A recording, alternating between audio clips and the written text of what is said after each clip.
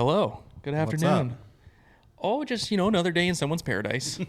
Someone's. Someone's, not mine. Not ours. Unless, That's for sure. unless Coors Light's finally, Coors Light reaches back out to me to sponsor us. Cheers. Shout out. Cheers. Sponsor us. My mountains aren't blue anymore. Do you want to get a fresh one? No, it's okay. Are you sure? Mm-hmm. Okay. That was my reason. Can I go get a fresh one? You can. You have enough left. Okay. We can pause halfway through and refresh Intermission? if we need to. Okay. Take an intermission, a beer mission. Beer mission. Yeah, that sounds good. We should do ads. We should. We need to find a local brewery to sponsor us or something. Literally right down the road. Yeah. Played pickleball at one. Yeah. We went to a few last week. First time playing pickleball, by the way. Was. That was fun. You were good. That was super fun. Yeah. We need to play again. I want to get the shoes. The shoes look good. Yeah, the shoes make a difference. The shoes look good. Thanks, Mom and Dad, for that birthday gift. Yeah. Got some pickleball shoes. Yeah, those were good. That was a fun time. Yeah, I'm like really into pickleball, and it's been really fun. You and half of Austin. I know, right? It's like hard to find a court to play on. It was packed. Yeah, it was It packed. was busy. Yeah, I'm in a league every Monday night, and it's fun because it's just like it's already there, it's booked. Like we go and play, and Yeah, you don't have to do all the hard work of actually securing a court. yeah, like figuring out a time that all your friends can do it, and we show up and it's there. Making it happen. Yeah. Well, I guess welcome back to episode 7 of Beyond the Lobby. 7, wow. 7. I'm pretty proud of us, I got to say. We are, yeah. I am too. Thank you, Lobby listeners. We've got 23 5-star reviews on Spotify, which is, I think, really good. Yeah, I know. great. I'd love to see that get into 3 digits. Yeah. That's, We're in 3 that's- digits on like listeners Really? or like downloads or whatever. There's some number out there well- that's a 3 digit. I think it's like listens or something. There's a 3 digit number somewhere. out there. I can't talk today. This is gonna be a long, long pod. What are we talking about? Talking about let's pump those numbers up. Yeah. Because once we get to 1,000 downloads, Yeah. we can start doing ad reads. And guys, I'm a sellout, taking the first stuff that comes up. Mm-hmm. Just heads up. So sorry. We'll see about that. Sorry in advance.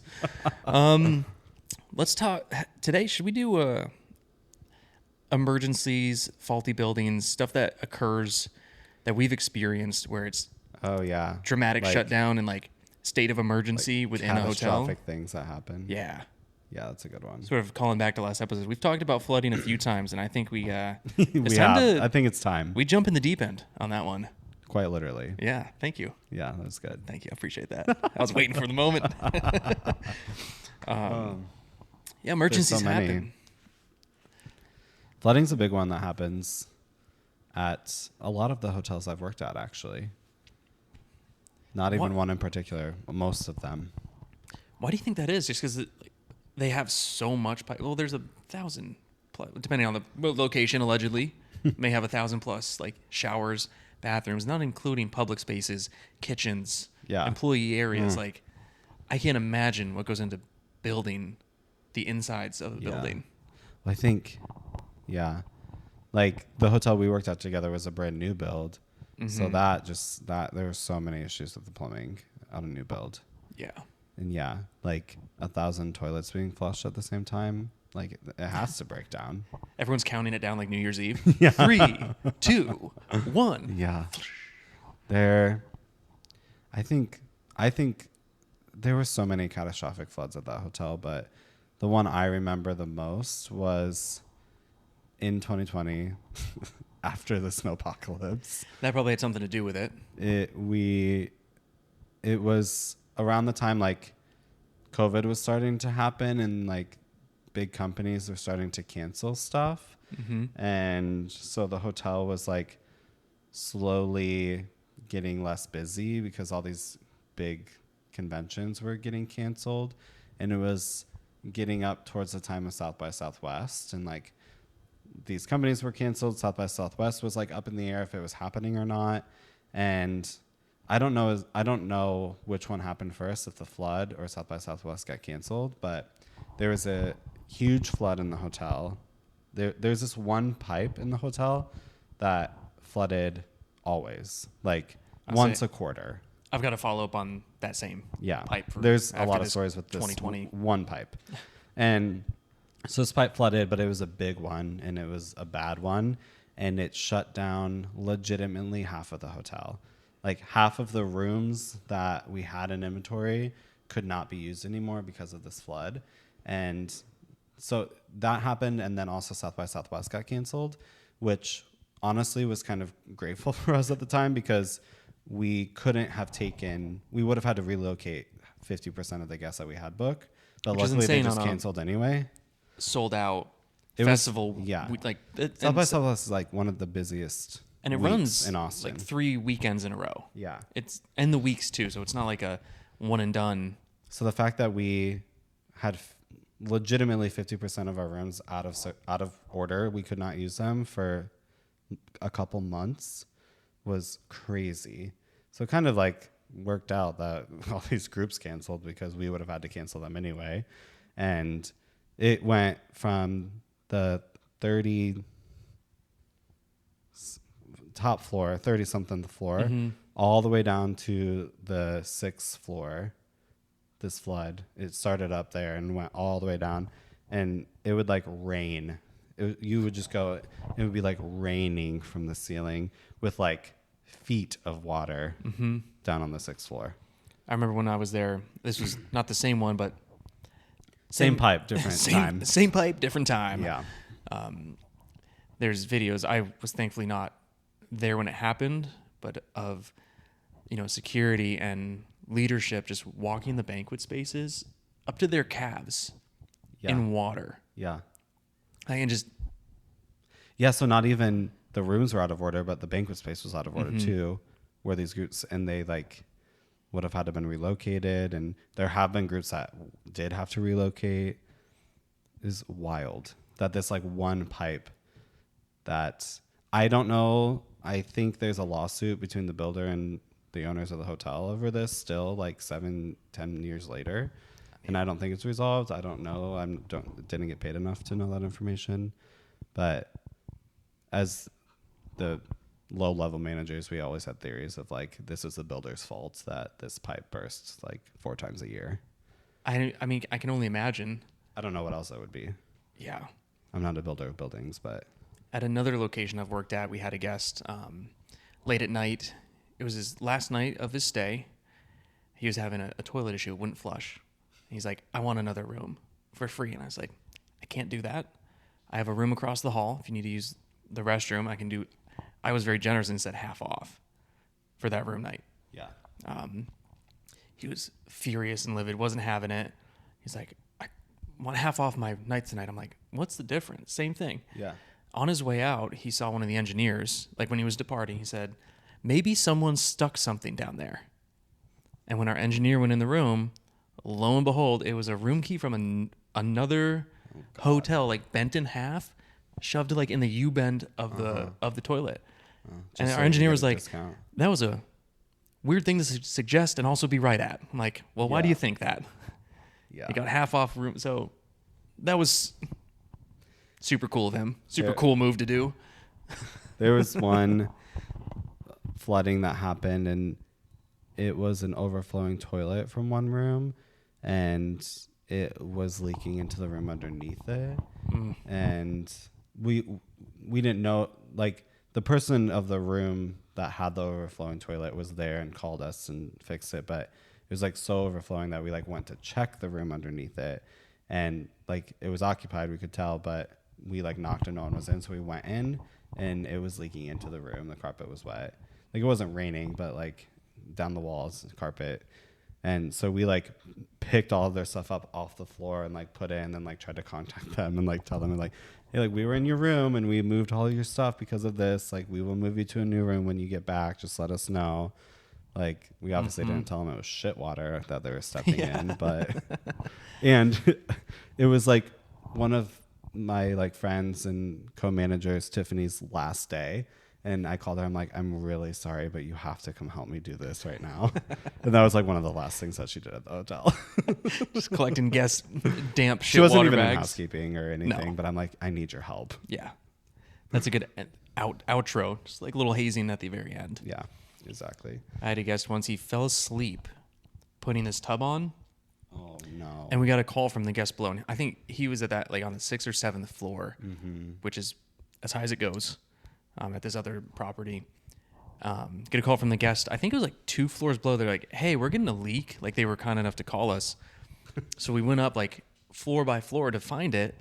And we knock on the door and find out the guy's sleeping, not apologetic at all. He's like, oh, hey, sorry. I must have fell asleep while I was running the bath. I'm like, yeah, man, you flooded the floors below us.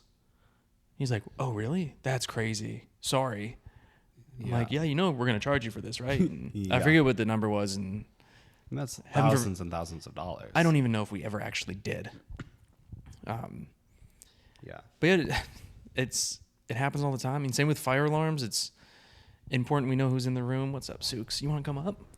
Come on up. I've worked at hotels that are very good at having the backup to charge guests with what needs to be charged. Because if you go into a room and you destroy it, like we're going to charge you for every single, like we have a price sheet. Well, an organized hotel, one I worked at, had a price sheet of like everything in the room, like the TV, the nightstand, like the mattress and what it cost. And like you had to run a report and have evidence and we would charge them. And a lot of times it would go through. But you do have to be like very organized with that. But you can't just go into a hotel and like damage shit and not expect stuff to happen. No, it's kind of like the liability. I think when you check in, there's definitely fine print. I mean, if you guys aren't watching on YouTube, you should probably tune in. Suki's just up here in the middle of us. Suki's just being a complete weirdo. Hi, Sooks.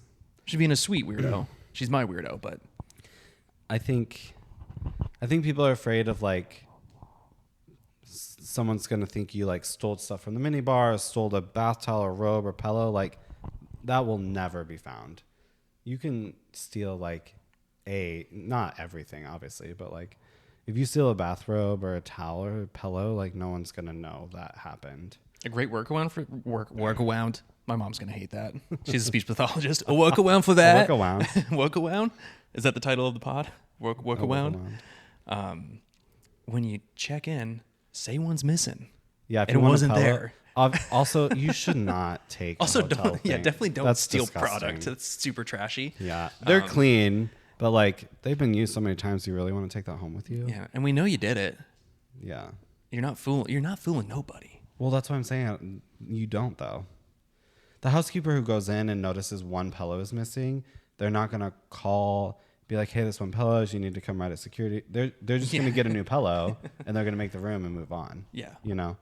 Like unless everything in the room's gone and it's like very clear that the room got cleared out, then they're gonna say something. But if you still, no one's gonna know one bathroom's missing. They're gonna be like, the stupid housekeeper who cleaned before me didn't put one in. They're gonna be pissed off at that person. Yeah. It's not gonna be about the guest. Who inspected this room? Yeah, exactly. Not condoning stealing from a hotel, but do it smart don't. if you do. Yeah. Well, if you're gonna do it, just be good at it. Yeah, just be good at it. That's what we're here for. Just gonna look at that. Yeah. Okay, put that back down. Where were we? I don't know. We sidetracked we from stealing tangent. We did a stuff. tangent on that pretty hard. Yeah. But yeah. Oh, another flood at my first hotel I worked at in Boston. It was a really old hotel, so it like made sense that it would flood when like pipes froze and stuff like that. Because you're in a city that it gets really cold and it freezes, and you're in a really old hotel with really old plumbing. Like that made sense of like, and they like knew those things like potentially would happen. It's not like a brand new building that shouldn't be flooding. And it was like running down the staircase, which this hotel is like a really pretty front of house staircase, so you can take from the lobby all the way up to the top floor. And so it was like all guest facing, but it was like a river running down. We took it looked like the Titanic. Yeah.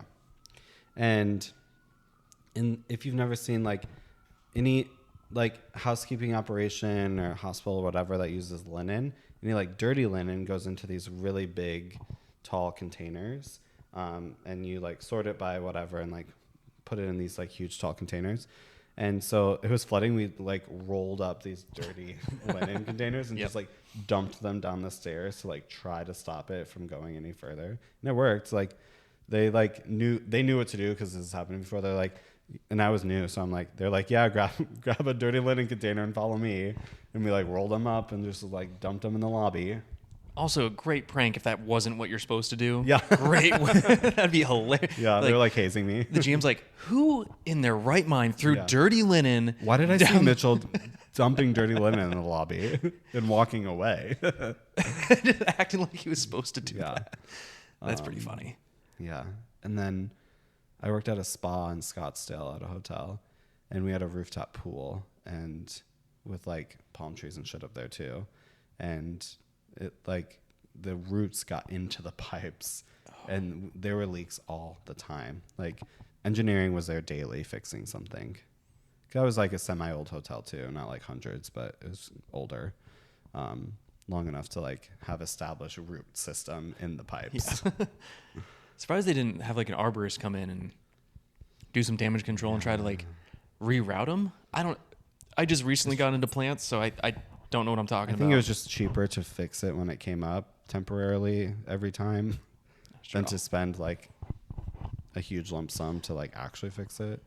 You know how that goes. Yeah, sure do. Mm-hmm. We don't have to get into that. What other? Oh, fire alarms are a big thing. Fire alarms. That's rough when like on a 30+ story hotel and a fire alarm goes off. Luckily, like new fire alarms, it's very specific of where it goes off. Like if there's a fire on one floor, the fire alarm's going to go off on like the floor or two above and floor or two below. Mm-hmm. Yeah, so isolates it, but it also grounds the elevators. Yes. Elevators can only go down. They will not go up. And when you have 30+ floors, people are furious. Yeah. And there has been times that 2 up, 2 below thing didn't happen, and like a random one on a high floor went off, and then they freaked out and had to like come all the way down the stairs and like carry their old grandma down or something. I had a guy during one of those instances, like probably in his mid 40s, like 6 foot something. I don't know if he was fit or not, but he looked fine, like physically healthy. He's like, well, what are you going to do about it? When is this going to be ready? I'm like, well, the fire department has to come, clear the alarm before this happens. Like, when's that happening? I'm like, anytime between now and 30 minutes, give or take. He's like, well, how am I supposed to get to my room? I'm like, I have a wedding to go to. I was like, you should probably start now. Yeah. You should probably start walking. Start walking now. Yeah. Probably end this conversation and get going. The hard thing with that was like the only stairs at that hotel was back of house. So they weren't nice or pretty at all. And they're confusing as fuck. They had like the internal and external stairs. So you're like crossing paths, but you can't get over to the inside. It looks like an MC Escher painting. You have to like make sure you get in on the right side to be able to get off on the right side. And you like, don't want to miss your exit by 30 floors. Crazy. So that was like always confusing and hard. And working in the front office, I was the one who had to go on the intercom and like, you know, give the all clear and say all that stuff. Ooh, and can you give us how you would say? Fun. Do you have an announcing voice that you? It was like it was. Wait. What okay, was it? I'll count you in. Okay. Wait, I have to think of what it was like. Okay, go ahead. 3, 2, 1. Attention, guests. Attention, guests. The fire alarm is going off on your floor, but I don't remember the whole thing. But it was like, attention. This is just a test. Like, you do not need to evacuate, or you do need to evacuate. Use the stairs or something. There's like a whole script that you just like read, and it was like read it very slowly and like talk in like this monotone voice and make sure people know what to do. Yeah, can you imagine doing that sounding like a carny? Yeah. Attention. Yeah. It's like, hey everyone, the fire alarms are going off. Don't be alarmed. Don't be alarmed though, it's okay. You should go now. There's a fire. Fire. Just absolute panic. That was fun. I always liked doing it. No one else liked doing it, so I always just did it. I'm like, I don't care. I'll do it. I used to do the closing announcements when I worked at Whole Food. I worked at Schmoll Foods. Nice. Fun. I worked there for 3 months. It was fine. I had fun with it. Yeah. Because it kind of told you what to do, but you could play around with it. There was no one in the store. That's cool. Yeah, I like doing it. Give me a mic and I like it. Obviously, sitting here doing a podcast, but Give me a mic and I take it away. yeah. But whenever like an emergency vehicle was coming, we always like got alerted by radio and had to like clear the whole front drive, and it was like this whole thing. And so if it was busy and there was a fire truck coming, we're like, sorry, valet, but this whole front drive is closed now. Yeah, and that went very reasonable. Same with ambulances. I'm like, do whatever you got to do. When APD had to come in, they were the worst because they would like, and they're only in a Suburban at the most. They would park at like the very end of everything, but jackknife their car So no in a one could way get by. like, yeah, because they could still technically run the operation, but then like, but now this person, Yeah. these people are like blocking them, and it was every time. Yeah. It was every time. Or when you did clear the whole front drive and the ambulance like parks on the side of the hotel, we're like, where you been? We had this whole front drive, like a welcoming committee waiting They for you. came in the wrong way. And then they're like, where are we supposed to go? We're like, well, we've been out here waiting for you. Yeah, we try to sneak in. Yeah. A lot of crazy things. Yeah. This is on the lines of catastrophe, but a little bit different. I'm like 90% sure I haven't told this story yet, but if I have, please tell me. Okay. There at the hotel here, there was a hurricane happening in Houston, and it was really late at night. I was not working, but one of my colleagues was, and they get a call saying, hey, like it was from like the Red Cross or something like that. And they're like, hey, we have like a busload of people coming up from Houston. Do you have, it was like 100 rooms available to sell to us tonight. Like we'll pay for it. It's all like billed to the Red Cross. We're like sheltering these people from the hurricane. And so of course they're like, let me call you back. They call the like director of rooms and revenue, all of that. They're like, hell yeah, we'll take all of these rooms for like room tax master, you know? But they didn't ask any more questions, unfortunately. And so at like 11 p.m. at night, the director of rooms is like calling all of the leaders, be like, hey, you need to come in. There's a bus, like multiple busloads of hundreds of people coming to check in right now, and we have to build all their reservations and check them in. And they're all like, cool, yeah, we'll be right there. Because because it's a call in an emergency, you weren't provided a rooming list. Oh, no. No one had like It all was the like documentation you prior. walked up and we created a reservation for you at that time, which is not a quick process. No, at it all. takes a couple minutes. You have to get like because of the system. Like we could do it with our eyes closed, like quickly, but the system just takes forever. You know. But also, it's pulling teeth to get some emails from guests too. Emails, phone numbers. Like, why do these you need people that? didn't have emails. I know. Or phone numbers. I know. I was trying to be nice and skirt around who was actually coming in. So we're like, okay, you know, great for revenue. They're here for, you know, I think it was like originally supposed to be like 3, 4, 5 day reservation. Well, they come in and we're like, I was not there. This is just like the story that I was told. I like came in the morning. I was like the AM person the next morning or something. And it was busloads of people who did not have homes that they bussed up to Austin from Houston. And they chose to have them stay at our hotel. What a creative way to get them out of your city. Just drop them on another city. Just taking a page out of Governor Abbott's book. Just ship them up somewhere else. Yeah. And like, it's Texas to Texas too, you know? Like, if you wanted to get rid of them, take them to a different state or something. I don't know. But How it works. like, so they bus all of these people who unfortunately did not have homes up to Austin, dropped them at this luxury hotel in the middle of the city. And we're like, here, like, check in. The bus honked twice on the way out. Yeah, like, Good luck. So they get them all checked in after hours and hours and hours of like making these reservations and people standing in line for hours waiting to get checked in. And they finally do. And then like the housekeeping team the next day was so pissed off because there were, I would say maybe like 20-30% of the people who were like very respectful and like very grateful to be staying in this hotel and have like a home and a shower and like things to do and all of that.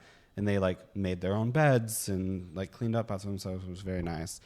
But like the rest of them, the other 80%, just like went crazy and trashed the rooms and destroyed everything. And like, we're going to charge them. Like, it was room tax master. They don't have a credit card for incidentals. Like, Yeah, it has to all go to.